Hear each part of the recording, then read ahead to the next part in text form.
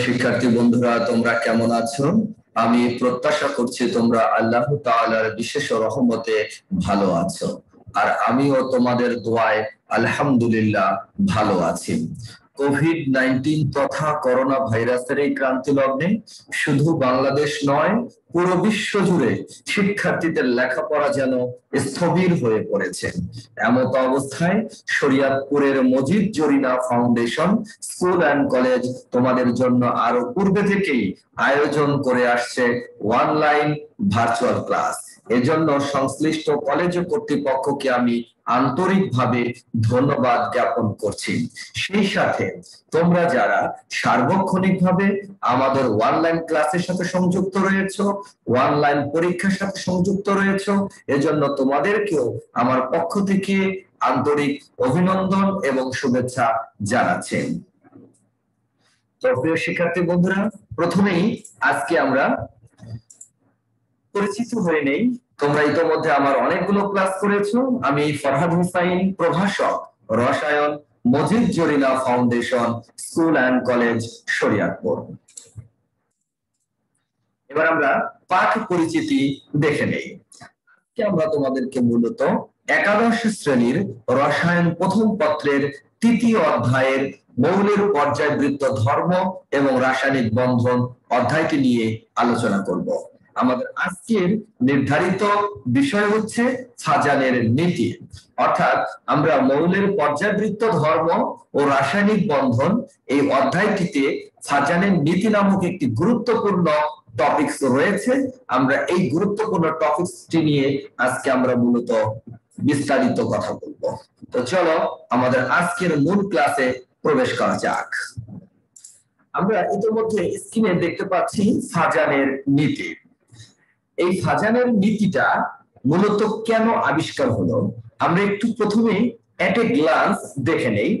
Ionic যৌগের মধ্যে সমযোজী বৈশিষ্ট্যের উৎপত্তি ব্যাখ্যা দেওয়ার জন্য বিজ্ঞানী ফাজান 1923 সালে কিছু নিয়ম প্রদান করেন, অর্থাৎ তড়িৎযোজী যৌগের মধ্যে সমযোজী বৈশিষ্ট্য কখন কম বা বেশি হবে তা একটি নীতির মাধ্যমে ব্যাখ্যা করেন। একে ফাজানের নিয়ম অথবা ফাজানের নীতি বলে। এই নীতি অনুসারে পোলারায়ন প্রভাব যত বেশি হয়, তড়িৎযোজী বন্ধনের সমযোজী বৈশিষ্ট্য তত অধিক হয়। বিপরীতভাবে আমরা বলতে পারি পোলারায়ন প্রভাব যত কম হয়, তড়িৎযোজী বন্ধনের সমযোজী বৈশিষ্ট্য তত কম হয়। এই নিয়ম সম্পর্কে আমরা গত ক্লাসে আরো একটু বিস্তারিত আলোচনা করেছিলাম, যেখানে আমরা চার্জ ঘনত্ব নিয়ে কথা বলেছি। পোলারায়ন অর্থাৎ ক্যাটায়ন কর্তৃক অ্যানায়নের ইলেকট্রন মেঘের বিকৃতি, দ্যাট মিন্স আয়নের বিকৃতি নিয়ে আমরা কথা বলেছিলাম। তাহলে গত ক্লাসটি তোমরা যদি ঠিকঠাক মতো দেখে থাকো তাহলে তোমরা চার্জ ঘনত্ব কি এই বিষয়টি তোমরা বুঝতে পেরেছো, আয়নের বিকৃতি কি এই বিষয়টাও তোমরা বুঝতে পেরেছো। আসলে এই ফাজানের নীতি মূলত এই জিনিসটি দ্বারা বোঝায় যে কিছু কিছু আয়নিক যৌগ রয়েছে, কিছু কিছু না, একমাত্র বেশিরভাগ আয়নিক যৌগের ক্ষেত্রেই কিছু না কিছু সমযোজী বৈশিষ্ট্য থেকে যায়। একটা আয়নিক যৌগে কি পরিমাণ সমযোজী বৈশিষ্ট্য রয়েছে, অর্থাৎ আয়নিক যৌগের ভিতরে সমযোজী বৈশিষ্ট্যটা কতটুকু বেশি অথবা কতটুকু কম, এই বিষয়টিকে বিজ্ঞানী ফাজান একটা নীতির মাধ্যমে উপস্থাপন করেছেন। একেই আমরা বলছি ফাজানের নীতি। তো শিক্ষার্থী বন্ধুরা, আশা করি তোমরা ব্যাপারটি বুঝতে পেরেছো। প্রত্যেকটা আয়নিক যৌগের মধ্যে কিছু না কিছু সমযোজী বৈশিষ্ট্য থাকে, আবার প্রত্যেকটা সমযোজী যৌগের ভিতরে কিছু না কিছু আয়নিক বৈশিষ্ট্য থাকে। তো আয়নিক যৌগের মধ্যে সমযোজী বৈশিষ্ট্য কখন বেশি হয় অথবা কখন কম হয়, আমি আবারও বলছি বিষয়টিকে তোমাদের কাছে স্পষ্ট করার জন্য, যে প্রত্যেকটা যৌগের মধ্যে, প্রত্যেকটি আয়নিক যৌগের মধ্যে কিছু সমযোজী বৈশিষ্ট্য থাকে, আবার প্রত্যেকটি সমযোজী যৌগের মধ্যে আয়নিক বৈশিষ্ট্য থাকে। তবে ফাজানের নীতিটা হলো আয়নিক যৌগের মধ্যে সমযোজী বৈশিষ্ট্যের ব্যাপার। আমি আবারও বলছি, ফাজানের নীতিটা হলো আয়নিক যৌগের মধ্যে অর্থাৎ তড়িৎযোজী যৌগের মধ্যে সমযোজী বৈশিষ্ট্যের ব্যাপার। অর্থাৎ তড়িৎযোজী যৌগের মধ্যে বা আয়নিক যৌগের মধ্যে সমযোজী বৈশিষ্ট্য বেশি না কম, এই বিষয়টি একটি নীতির মাধ্যমে বিজ্ঞানী ফাজান 1923 সালে উপস্থাপন করেন। একেই ফাজানের নীতি বলা হয়। চলো এবার আমরা নীতিটা আরেকটু বিস্তারিত দেখি। ইতিমধ্যে আমরা ফাজানের নীতিটি দেখতে পাচ্ছি যে ক্যাটায়নের আকার যত ছোট হবে, অ্যানায়নের আকার যত বড় হবে, ক্যাটায়নের চার্জ যদি বৃদ্ধি পায়, অ্যানায়নের চার্জ যদি বৃদ্ধি পায়, ক্যাটায়ন এবং অ্যানায়নের ডি এবং এফ অরবিটালে যদি ইলেকট্রন থাকে তবে আয়নিক যৌগ সমযোজী বৈশিষ্ট্য লাভ করবে। এটি হলো ফাজানের নীতি। আমি আবারও বলছি যে ক্যাটায়নের কোন যৌগের মধ্যে, কোন আয়নিক যৌগের মধ্যে ক্যাটায়নের আকার যত ছোট হয়, অ্যানায়নের আকার যত বড় হয়, ক্যাটায়নের চার্জ এবং অ্যানায়নের চার্জ যত বেশি হয়, ক্যাটায়নের এবং অ্যানায়নের ডি অরবিটালে এবং এফ অরবিটালে যদি ইলেকট্রন থাকে তবে ওই যৌগ কিছুটা সমযোজী বৈশিষ্ট্য লাভ করবে। এটি হলো ফাজানের নীতি। তাহলে আমরা দেখি এখন কোনটায় বেশি কোনটায় কম, আমরা একটা একটা ব্যাখ্যায় আসি। প্রথমে আমরা ব্যাখ্যা দেখতে পাচ্ছি ক্যাটায়নের আকার নিয়ে। প্রথমে আমি কথা বলবো যে ক্যাটায়নের আকার বাড়লে অর্থাৎ ক্যাটায়নের আকার ছোট হলে কিভাবে সমযোজী বৈশিষ্ট্য বৃদ্ধি পায়, এই বিষয়টি আমরা প্রথমে লক্ষ্য করব। ক্যাটায়ন কর্তৃক অ্যানায়নকে পোলারায়ন করার ক্ষমতা ক্যাটায়নের আকার হ্রাসের সাথে সাথে বৃদ্ধি পায়। এই কথাটির অর্থ কি শিক্ষার্থী বন্ধুরা? যে ক্যাটায়ন কর্তৃক অ্যানায়নকে পোলারায়ন করার ক্ষমতা ক্যাটায়নের আকার হ্রাসের সাথে সাথে বৃদ্ধি পায়। এই কথার অর্থ কি? এই কথার অর্থ হচ্ছে যে ক্যাটায়নের আকার যত ছোট হবে, ক্যাটায়নের চার্জ ঘনত্ব তত বৃদ্ধি পাবে, আর ক্যাটায়নের চার্জ ঘনত্ব যত বৃদ্ধি পাবে অ্যানায়নের ইলেকট্রন বেগ তত বেশি আকৃষ্ট হবে, ফলে অ্যানায়নের ইলেকট্রন বেগ তত বেশি বিকৃত হবে। আর অ্যানায়নের ইলেকট্রন বেগ যত বেশি বিকৃত হবে ওই আয়নিক যৌগটি তত বেশি সমযোজী বৈশিষ্ট্য লাভ করবে। এর কারণ হচ্ছে দেখো ক্যাটায়নের আকার যদি ছোট হয় তাহলে চার্জ ঘনত্ব বৃদ্ধি পায়, ফলে ক্যাটায়নের নিউক্লিয়াস এবং অ্যানায়নের ইলেকট্রন বেগের দূরত্ব কমে যায় এবং আকর্ষণ শক্তি বেড়ে যায়। যেমন একই গ্রুপে আমি যদি উপর থেকে নিচের দিকে যাই, পর্যায় সারণীর একই গ্রুপের উপর থেকে যদি নিচের দিকে যাওয়া যায় তাহলে ক্যাটায়নের আকার বড় হয়, ফলে পোলারায়ন ক্ষমতা কমে যায়। কিন্তু দ্বিতীয় শ্রেণীর মৌলগুলোর ক্যাটায়নের ক্ষমতা যেমন দ্বিতীয় শ্রেণীর মৌলগুলোর ক্যাটায়নের ক্ষমতা যেমন beryllium 2+, magnesium 2+, calcium 2+, strontium 2+, barium 2+, radium 2+, এর পোলারায়ন ক্ষমতা নিম্নরূপ। অর্থাৎ বেরিলিয়াম 2+ ক্যাটায়নের পোলারায়ন ক্ষমতা সবচেয়ে বেশি, এরপরে কম হচ্ছে ম্যাগনেসিয়াম 2+, এরপরে কম হচ্ছে ক্যালসিয়াম 2+, এরপরে কম হচ্ছে স্ট্রনসিয়াম 2+, এরপরে কম হচ্ছে বেরিয়াম 2+, এরপরে কম হচ্ছে রেডিয়াম 2+। অর্থাৎ একটা আয়নের অর্থাৎ ক্যাটায়নের আকার বৃদ্ধির সাথে সাথে অ্যানায়নের ইলেকট্রন বেগ বিকৃতি করার ক্ষমতা হ্রাস পায়, অর্থাৎ পোলারায়ন ক্ষমতা হ্রাস পায়। আর আকার যত ছোট হবে অর্থাৎ চার্জ ঘনত্ব যত বাড়বে পোলারায়ন ক্ষমতা তত বাড়বে। অর্থাৎ বেরিলিয়াম 2+ ক্যাটায়নের পোলারায়ন ক্ষমতা এক্ষেত্রে সবচেয়ে বেশি, আর রেডিয়াম 2+ ক্যাটায়নের পোলারায়ন ক্ষমতা এক্ষেত্রে সবচেয়ে কম। আশা করি শিক্ষার্থী বন্ধুরা ক্যাটায়নের আকার ছোট হলে কেন পোলারায়ন ক্ষমতা বৃদ্ধি পায় এই বিষয়টি তোমরা এখন স্পষ্ট হয়েছে। এরপরে আমরা 2 নম্বর কন্ডিশন দেখি, অ্যানায়নের আকার। অর্থাৎ অ্যানায়নের আকার যত বেশি বৃদ্ধি পাবে পোলারায়ন ক্ষমতা তত বৃদ্ধি পাবে। অর্থাৎ ক্যাটায়নের বিপরীত প্রক্রিয়া, ক্যাটায়নের আকার যত ছোট হয় পোলারায়ন ক্ষমতা তত বৃদ্ধি পায়, আর এক্ষেত্রে অ্যানায়নের আকার যত বড় হবে পোলারায়ন ক্ষমতা তত বেশি বৃদ্ধি পাবে। এর কারণ কি? দেখো অ্যানায়নের আকার বৃদ্ধি পাওয়ার সাথে সাথে নিউক্লিয়াসের দূরত্ব বেড়ে যায়, ফলে আকর্ষণ শক্তি হ্রাস পায়। এই কারণে ক্যাটায়ন সহজেই তাদের আকর্ষণ করে পোলারিত করতে পারে। যেমন পর্যায় সারণীর 17 নং গ্রুপের অন্তর্ভুক্ত হ্যালোজেন সমূহের উপর থেকে যতই নিচের দিকে যাওয়া যায় আকার পর্যায়ক্রমে বৃদ্ধি পেতে থাকে। তাই ক্যাটায়ন দ্বারা এসব অ্যানায়নের পোলার আয়নের ক্রম হবে নিম্নরূপ, যেমন ফ্লোরাইড আয়ন অপেক্ষা ক্লোরাইড আয়ন, ক্লোরাইড আয়ন অপেক্ষা ব্রোমাইড আয়ন, ব্রোমাইড আয়ন অপেক্ষা আয়োডাইড আয়নের আকার বড় হওয়ায় এদের পোলার আয়ন ক্ষমতা বেশি। কারণ অ্যানায়নের আকার যদি বড় হয় তাহলে যোজ্যতা স্তরের ইলেকট্রন, সর্বশেষ শক্তি স্তরের ইলেকট্রন ক্যাটায়ন কর্তৃক বেশি আকর্ষিত হওয়ার সুযোগ থাকে। কারণ তখন অ্যানায়নের ইলেকট্রন বেগ নিউক্লিয়াস কর্তৃক দুর্বলভাবে আকর্ষিত থাকে।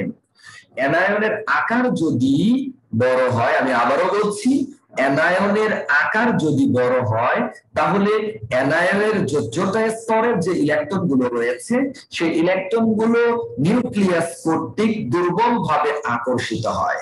অর্থাৎ যোজ্যতা স্তরের ইলেকট্রন এবং নিউক্লিয়াসের মধ্যকার পার্থক্য, দূরত্ব অনেক বেশি থাকে। আর দুর্বলভাবে আকর্ষিত হওয়ায় ক্যাটায়নের চার্জ ঘনত্ব যত বেশি হয়, অর্থাৎ ক্যাটায়নের আকার যত ছোট হয়, তখন ক্যাটায়ন কর্তৃক দুর্বলভাবে আকর্ষিত যোজ্যতা স্তরের ইলেকট্রন গুলো অ্যানায়নের খুব সহজেই আকর্ষিত হয়। ফলে ক্যাটায়ন কর্তৃক অ্যানায়নের ইলেকট্রন বেগ খুব সহজেই বিকৃত হয়। এটাকে আমরা বলছি যে সমযোজী যৌগ আয়নিক বৈশিষ্ট্য, আয়নিক যৌগ সমযোজী বৈশিষ্ট্য লাভ করেছে। যত বেশি বিকৃত হবে তত বেশি সমযোজী বৈশিষ্ট্য লাভ করবে। তাহলে আমরা বলতেই পারি যে ক্যাটায়নের আকার যত ছোট হবে আর অ্যানায়নের আকার যত বড় হবে, আয়নিক যৌগ তত বেশি সমযোজী বৈশিষ্ট্য লাভ করবে। তো শিক্ষার্থী বন্ধুরা, আমি প্রত্যাশা করছি তোমাদের এই দুইটা পয়েন্ট স্পষ্ট ক্লিয়ার হয়েছে। এরপরে আমি 3 নম্বর কোটেশনে চলে যাই। ক্যাটায়ন এবং অ্যানায়নের চার্জ। ক্যাটায়নের চার্জ বাড়ার সাথে সাথে পোলার আয়ন ক্ষমতা বৃদ্ধি পায়। ক্যাটায়নের চার্জ বাড়ার সাথে সাথে পোলার আয়ন ক্ষমতা বৃদ্ধি পায়, কারণ ক্যাটায়নের ধনাত্মক চার্জ যত বেশি বৃদ্ধি পাবে, ক্যাটায়নের ধনাত্মক চার্জ বৃদ্ধির সাথে সাথে এটি অ্যানায়নের ইলেকট্রনকে আকর্ষণ এবং নিউক্লিয়াসকে বিকর্ষণ করার ক্ষমতা বৃদ্ধি পায়। আমি আবারও বলছি যে ক্যাটায়নের চার্জ যত বৃদ্ধি পাবে পোলার আয়ন ক্ষমতা তত বেশি বাড়বে। কারণ কি? এর কারণ হলো ক্যাটায়নের চার্জ যদি বাড়ে তাহলে চার্জ ঘনত্ব বৃদ্ধি পাবে, আর চার্জ ঘনত্ব যত বেশি বৃদ্ধি পাবে অ্যানায়নের ইলেকট্রনকে তত বেশি আকর্ষণ করবে। পক্ষান্তরে আমরা বলতে পারি যে ক্যাটায়নের নিউক্লিয়াস কর্তৃক অ্যানায়নের নিউক্লিয়াসটা বিকর্ষিত হবে, নিউক্লিয়াস টু নিউক্লিয়াস বিকর্ষণ হবে, আর অ্যানায়নের ইলেকট্রন বেগকে সে আকর্ষণ করবে। যেমন সোডিয়াম প্লাস অপেক্ষা ম্যাগনেসিয়াম 2+ এবং ম্যাগনেসিয়াম 2+ অপেক্ষা অ্যালুমিনিয়াম 3+ এর পোলার আয়ন ক্ষমতা অধিক। সুতরাং সোডিয়াম প্লাসের চেয়ে ম্যাগনেসিয়াম 2+, ম্যাগনেসিয়াম 2+ এর চেয়ে অ্যালুমিনিয়াম 3+ এর ক্রমানুসারে পোলার আয়ন ক্ষমতা বৃদ্ধি পাবে, ফলে সমযোজী বৈশিষ্ট্য তত বেশি হবে। তাহলে মনে করো আমি সোডিয়াম ক্লোরাইড নিলাম, ম্যাগনেসিয়াম ক্লোরাইড নিলাম, অ্যালুমিনিয়াম ক্লোরাইড নিলাম, তিনটাই কিন্তু আয়নিক যৌগ। সোডিয়াম ক্লোরাইডও আয়নিক যৌগ, ম্যাগনেসিয়াম ক্লোরাইডও আয়নিক যৌগ, অ্যালুমিনিয়াম ক্লোরাইডও আয়নিক যৌগ গঠন করে। কিন্তু সোডিয়াম ক্লোরাইড অপেক্ষা ম্যাগনেসিয়াম ক্লোরাইডের সমযোজী বৈশিষ্ট্য বেশি, আবার ম্যাগনেসিয়াম ক্লোরাইড অপেক্ষা অ্যালুমিনিয়াম ক্লোরাইডের সমযোজী বৈশিষ্ট্য আরো বেশি। এতটাই বেশি অ্যালুমিনিয়াম ক্লোরাইডের ক্ষেত্রে যে অ্যালুমিনিয়াম ক্লোরাইড আয়নিক যৌগ গঠন না করে সমযোজী যৌগ গঠন করে। তাহলে সোডিয়াম প্লাসের ক্ষেত্রে একটা চার্জ, ম্যাগনেসিয়াম 2+ এর ক্ষেত্রে চার্জ হলো 2, অ্যালুমিনিয়াম 3+ এর ক্ষেত্রে চার্জ হলো 3। তাহলে ক্যাটায়নের চার্জ যত বৃদ্ধি পাবে ক্যাটায়ন কর্তৃক অ্যানায়নের ইলেকট্রন বেগ তত বেশি বিকৃত হবে, অর্থাৎ আয়নিক যৌগ তত বেশি সমযোজী বৈশিষ্ট্য লাভ করবে। তো শিক্ষার্থী বন্ধুরা, আশা করি তোমরা ব্যাপারটা বুঝতে পেরেছো। এক্ষেত্রে আমরা একটু অ্যানায়নের চার্জ নিয়ে একটু কথা বলতে চাই যে অ্যানায়নের চার্জটা কি হবে। একইভাবে অ্যানায়নের চার্জ বৃদ্ধির সাথে সাথে তার মধ্যে ক্যাটায়ন দ্বারা পোলারায়ন ঘটানো সহজ হয়। তাই বলা যায় যেমন ফ্লোরাইড আয়ন অপেক্ষা অক্সিজেন 2- আয়নের চার্জ বেশি। ফ্লোরিন মাইনাস অর্থাৎ ফ্লোরাইড আয়ন অপেক্ষা অক্সিজেন 2- অর্থাৎ অক্সাইড আয়নের চার্জ বেশি। ফ্লোরাইড আয়নের চার্জ হলো 1 আর অক্সিজেন 2- এর চার্জ হলো 2। তাহলে নিয়ম অনুযায়ী আমাদের হেডলাইন অনুযায়ী যে ফ্লোরাইড অপেক্ষা অক্সিজেন 2- এটার চার্জ ঘনত্ব বেশি। এর চার্জ ঘনত্ব বেশি হওয়ায় ক্যাটায়ন কর্তৃক পোলারায়ন ঘটানো সহজ হয় ফ্লোরিন অপেক্ষা অক্সিজেন 2- এর। অর্থাৎ ফ্লোরিন অপেক্ষা অক্সিজেন 2- আয়নের বেশি পোলারায়ন হবে। ফ্লোরিন মাইনাস আয়ন অপেক্ষা অক্সিজেন 2- আয়নের পোলারায়ন বেশি হবে, যার কারণে আয়নিক যৌগ তত বেশি সমযোজী বৈশিষ্ট্য লাভ করবে। তো শিক্ষার্থী বন্ধুরা, ক্যাটায়ন এবং অ্যানায়নের চার্জ বৃদ্ধির সাথে সাথে আয়নিক যৌগ সমযোজী বৈশিষ্ট্য লাভ করতে থাকে। এরপরে আমরা সর্বশেষ পয়েন্ট দেখি যে ক্যাটায়ন অ্যানায়নের ডি ও এফ অরবিটালে ইলেকট্রনের উপস্থিতি যদি বিদ্যমান থাকে তাহলে ওই আয়নিক যৌগ তত বেশি সমযোজী বৈশিষ্ট্য লাভ করবে। যেমন দেখি আমরা একটু, ইতিমধ্যে আমরা স্ক্রিনে দেখতে পাচ্ছি যে পরীক্ষালব্ধ তথ্য থেকে দেখা যায় যে সমচার্জ ও প্রায় সম আকারের দুটি ক্যাটায়নের মধ্যে সর্ববহিস্থ স্তরে 8টি ইলেকট্রন বিশিষ্ট ক্যাটায়ন অপেক্ষা সর্ববহিস্থ স্তরে 18টি ইলেকট্রন বিশিষ্ট ক্যাটায়নের পোলারায়ন ক্ষমতা বেশি হয়। তো শিক্ষার্থী বন্ধুরা, এই কথাটির অর্থ হলো যেমন সোডিয়াম ক্লোরাইড একটি যৌগ, আবার কপার ক্লোরাইড একটি যৌগ। এখন কোনটি, সোডিয়ামও একটি ধাতু, কপারও একটি ধাতু। আমরা জানি ধাতু এবং অধাতু মিলে আয়নিক যৌগ গঠিত হয়। তাহলে সোডিয়াম ক্লোরাইডও এক্ষেত্রে আয়নিক যৌগ গঠন করেছে, আবার কপার ক্লোরাইডও এক্ষেত্রে আয়নিক যৌগ গঠন করেছে। তবে এই দুটি যৌগের মধ্যে কোনটিতে আয়নিক বৈশিষ্ট্য বেশি, কোনটিতে আয়নিক বৈশিষ্ট্য কম? পক্ষান্তরে অন্যভাবে বলা যায় কোন যৌগটিতে সমযোজী বৈশিষ্ট্য বেশি আর কোন যৌগটিতে সমযোজী বৈশিষ্ট্য কম। এই বিষয়টি নিয়ে আমরা বিস্তারিত এখন ব্যাখ্যা করব। সোডিয়াম এর ইলেকট্রন বিন্যাস করলে আমরা সর্ববহিস্থ শক্তি স্তরে দেখতে পাই 2s2 2p6 অর্থাৎ অষ্টক পূর্ণ করেছে। অর্থাৎ সোডিয়াম প্লাস আয়ন তার সর্ববহিস্থ শক্তি স্তরে অষ্টক পূর্ণ করেছে। সোডিয়ামের সাধারণ ইলেকট্রন বিন্যাস তোমরা জানো যে 1s2 2s2 2p6 3s1। তো সোডিয়াম যখন সোডিয়াম ক্লোরাইড যৌগ গঠন করে তখন কিন্তু সোডিয়াম একটা ইলেকট্রন ক্লোরিনকে দান করে সোডিয়াম প্লাস ক্যাটায়নে পরিণত হয়। তখন সোডিয়াম প্লাস ক্যাটায়নের সর্ববহিস্থ শক্তি স্তরের ইলেকট্রন বিন্যাসটি দাঁড়ায় 2s2 2p6 অর্থাৎ অষ্টক পূর্ণ হয়। 6 আর 2 8 অষ্টক পূর্ণ হয়। অপরদিকে কপার ক্লোরাইডের ক্ষেত্রে কপার যখন ক্লোরিনকে একটি ইলেকট্রন দান করে তখন কপার কিন্তু কপার প্লাস ক্যাটায়নে পরিণত হয়। তখন তার ইলেকট্রন বিন্যাসটি দাঁড়ায় সর্ববহিস্থ শক্তি স্তরের 3s2 3p6 3d10 অর্থাৎ সর্ববহিস্থ শক্তি স্তরে 18টি ইলেকট্রন অর্জন করে। তো শিক্ষার্থী বন্ধুরা, একটা বিষয় তোমরা মনে রাখবে, যাদের ক্যাটায়নের চার্জ একই সোডিয়াম প্লাস কপার প্লাস ক্যাটায়নের চার্জ সংখ্যা কিন্তু একই, এটাকে বলা হয় সমচার্জ। তো ক্যাটায়ন যদি সমচার্জের হয় এবং সম আকারের হয়, দেখো সোডিয়াম প্লাস ক্যাটায়নের আকার 0.95 অ্যাংস্ট্রম, অপরদিকে কপার প্লাস ক্যাটায়নের আকার 0.96 অ্যাংস্ট্রম। অর্থাৎ সোডিয়াম প্লাস ক্যাটায়ন এবং কপার প্লাস ক্যাটায়ন এর আকার প্রায় সমান, আবার এদের চার্জও সমান। তো সম চার্জ এবং সম আকারের যদি ক্যাটায়নের মধ্যে তুলনা করা হয় তখন আমরা তখন বিজ্ঞানী ফাজান বলেছেন যে সম চার্জ এবং সম আকারের ক্যাটায়নের মধ্যে সর্ববহিঃস্থ শক্তি স্তরে 8টি ইলেকট্রনের চেয়ে 18টি ইলেকট্রন যারা অর্জন করে